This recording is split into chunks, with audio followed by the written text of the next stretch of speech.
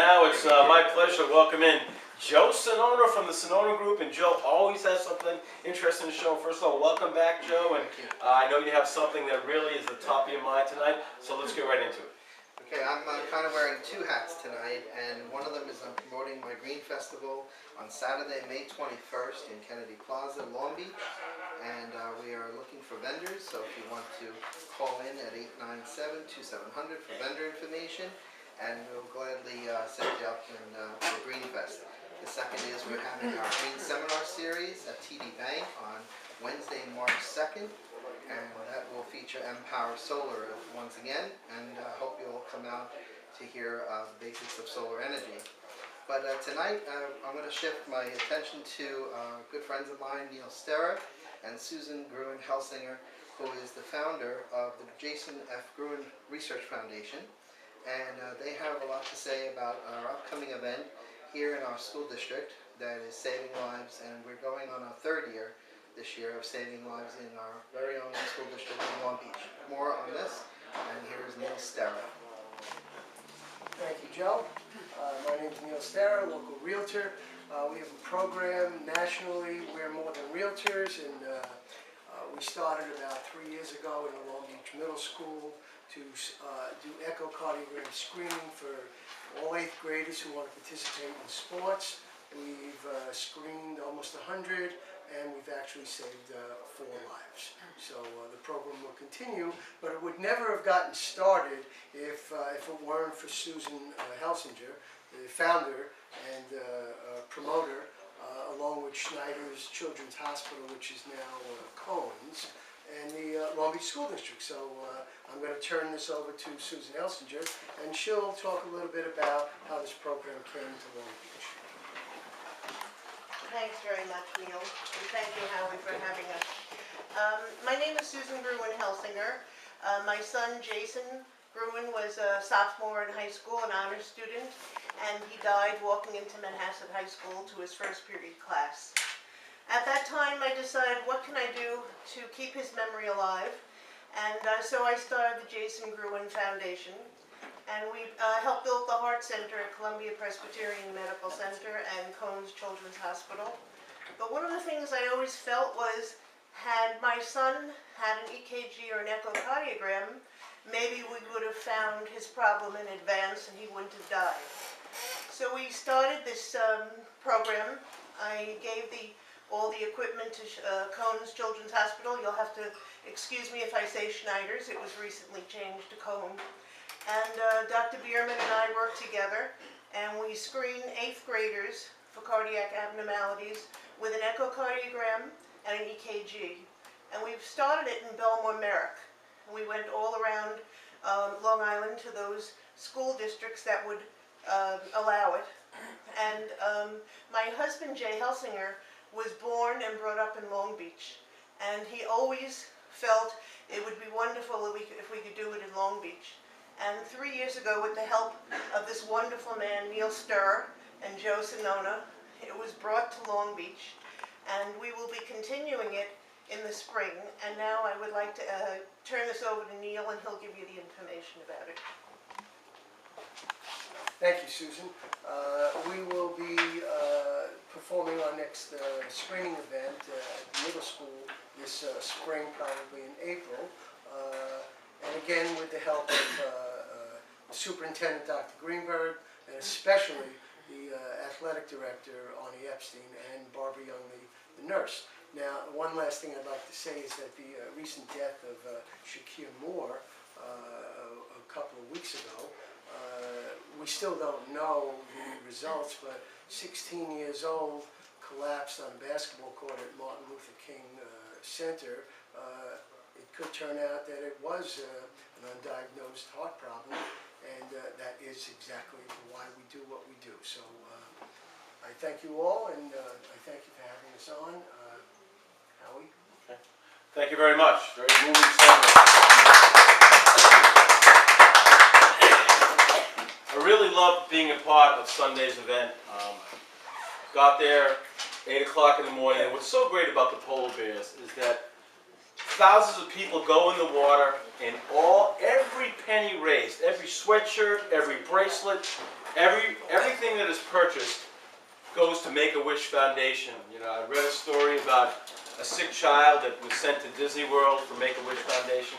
That's what it's all about. And so without any further ado, let's welcome in the co-founder of Make-A-Wish Foundation, Kevin McCarthy. Kevin, welcome to the show. Hey! Well, I'm with the Polar Bear, Long Beach Polar Bear Organization. We do represent Make-A-Wish in this, on all the money that we raise goes towards Make-A-Wish.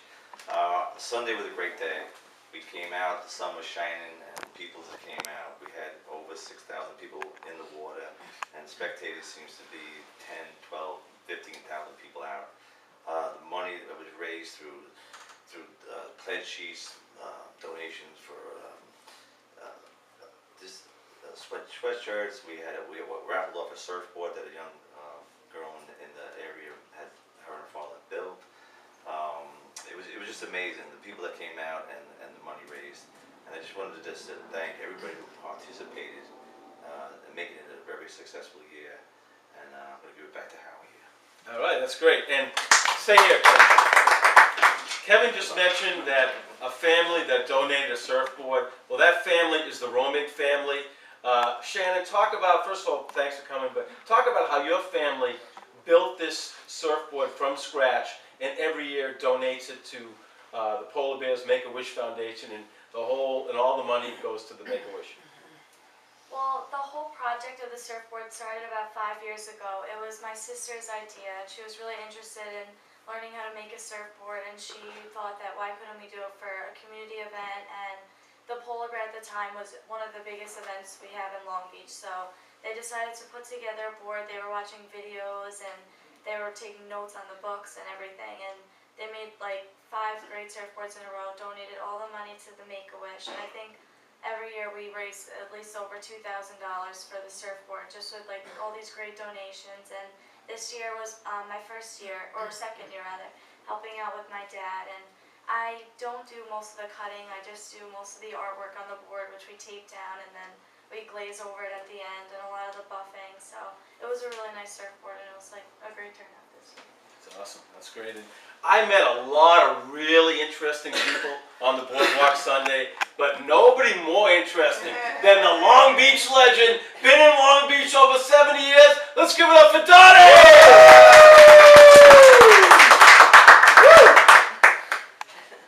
I am actually lost for words. That's a first. But I have lived in Long Beach for 70 years. My family, my 2 sisters. By the way, hi Anne-Marie.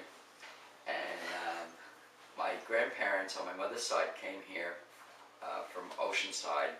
They had squatter rights. My grandfather built 3 houses, one for him and his wife, one for my mother, and one for her sister.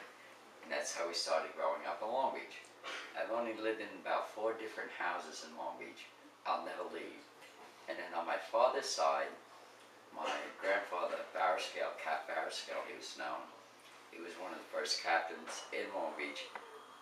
Rumors are in the family he was the first chief of police. We're still trying to prove it.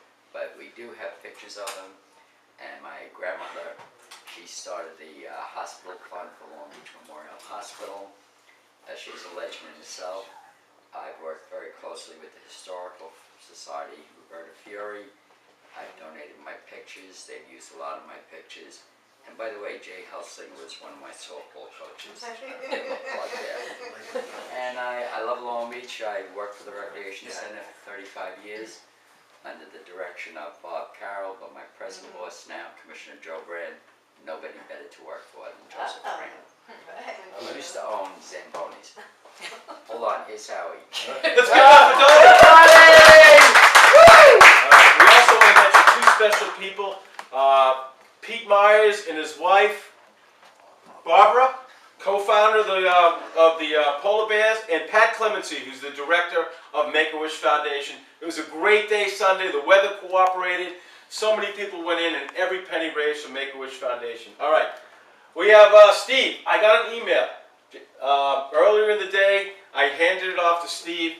A very good cause we want to promote here on the show. I got an email. She's working with a combat veteran. She was not able to Amy, who's not able to make it into the show because she's meeting with the combat veterans now. But Steve is going to talk a little about it because it's really a good cause. Steve, are you ready? I put him on the spot, but Steve's a good man. Steve, That's what he does. Yeah. Okay, yeah, as you said, it's called, the organization is called Peaceful Minds. And they're doing a campaign for the month of February called Have a Heart, Heal a Vet. And as Howie said, Amy Mahoney, she's actually wasn't able to make it here tonight because she is working with combat vets, and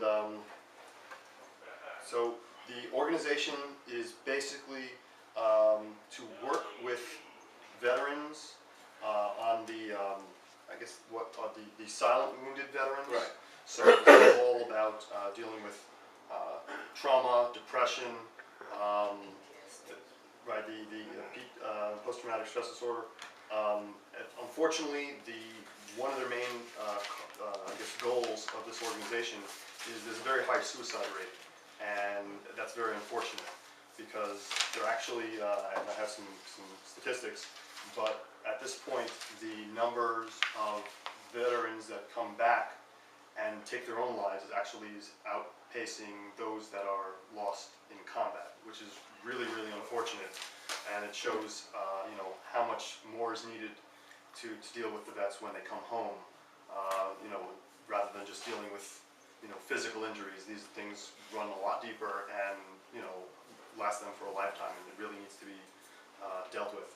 So what Peaceful Minds does is they set up wellness centers to you know, address all these needs. They deal with therapies of acupuncture and massage therapy and Reiki and you know, a couple of other things, and that's basically what they do. So they already have up and running and they're also specifically for New York City and New York City area. So they already have one up and running in Catskill, New York, and they're looking to have a second one sometime this spring. That'll be in Nassau County. And let's see, I have some information in terms of the numbers to call if you or anyone else, anyone that you know is in need of the program. So I'm basically doing this. You did a great job. Let's give it up. Great job. I handed this off to him, and it's really for a great cause. So it really is. Doing this by proxy here. So let's see if I have to work from notes. We'll get it later. Okay, I'll give you all the information. Yeah, we'll get it later. And don't worry, we'll get it later. All right, we're gonna take a quick break. Eddie Digital's gonna come up after the break, and Sal Sachi and the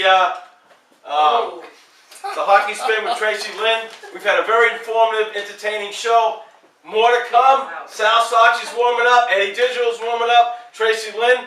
I am Halftime Howie. This is broadcasting on the beach with Halftime Howie from Pectic and Schaefer on Long Island's first and oldest station, WG. Woo!